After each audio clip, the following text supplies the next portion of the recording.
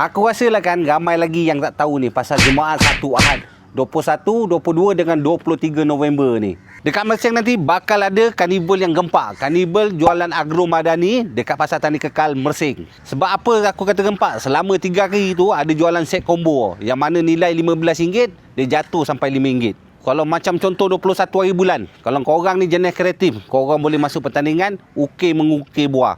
Dekat situ korang boleh tunjukkan kehebatan dan kemahiran korang masa hari kejadian tu nanti. Manalah tahu korang ni seorang pengukir yang telah bersembunyi selama 3 tahun dan muncul kembali dekat karnival jualan agro madani. Masa itulah baru terungkap identiti korang yang sebenarnya.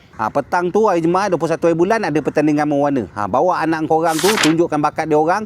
Tengok macam mana bakat dia orang boleh tersalah ke tak, kau bawa aje.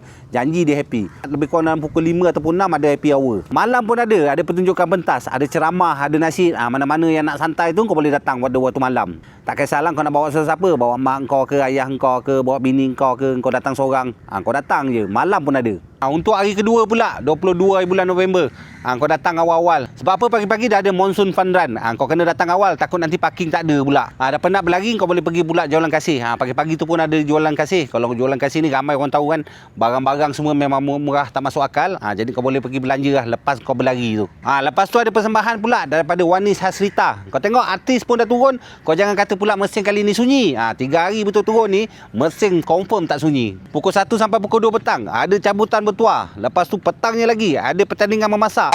Tapi aku rasa aku nak masuk lah pertandingan memasak tu. Aku nak tunjukkan bakat yang tersembunyi dekat diri aku ni. 5 sampai pukul 6 happy hour agro madani. Ada sayur, ada ayam, ada buah, murah-murah gila punya.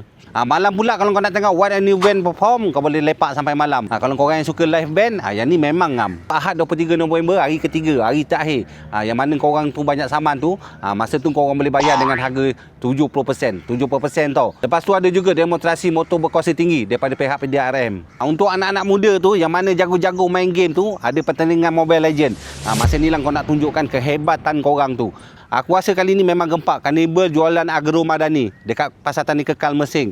Aku rasa kali ni semua kena dengan peringkat usia, peringkat umur. Sebab apa, ada pertandingan main game, ada pertandingan memasak, macam-macam lagi lah. Kalau kau pergi memang confirm meriah punya.